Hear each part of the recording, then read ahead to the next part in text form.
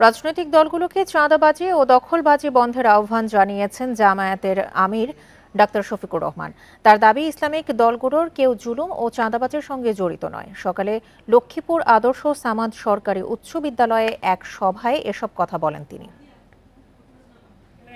কোটি মানুষের আস্থার ভালোবাসায় 11 বারের মতো দেশের 1 নম্বর রেফ্রিজারেটর ব্র্যান্ড ওয়ালটন। দীর্ঘ 28 বছর পর লক্ষ্মীপুরে খোলা মাঠে সমাবেশের আয়োজন করে জামায়াতে ইসলামী। সমাবেশকে ঘিরে সকাল থেকে জেলার বিভিন্ন স্থান থেকে আদর্শ সামাদ সরকারি উচ্চ বিদ্যালয় মাঠ প্রাঙ্গণে আসতে থাকেন নেতাকর্মীরা।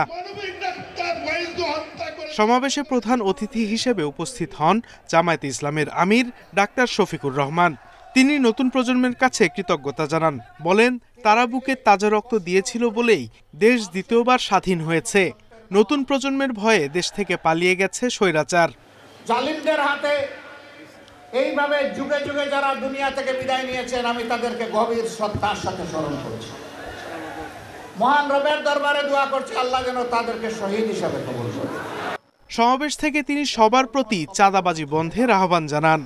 তোমাদের যদি খাওয়ার অভাব হয়, আমরা আশ্বস্ত করছি এই সমস্ত মানুষগুলা মিলে আল্লাহ আমাদেরকে যে নিয়ামত এবং রিজেক্ট দিয়েছেন, আমরা ভাগ বাটোরা করে খাবো।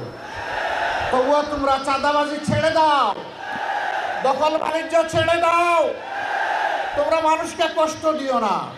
সমাবেশে আগামী জাতীয় নির্বাচনের আগে স্থানীয় সরকার নির্বাচন আয়োজনের দাবি জানান জামায়াতে ইসলামীর নেতাকর্মীরা। সমাবেশে প্রায় লক্ষাধিক মানুষের সমাগম হয়। কখনো দুর্নীতি এবং দুঃশাসনকে ইন্ডিপেন্ডেন্ট নিউজ।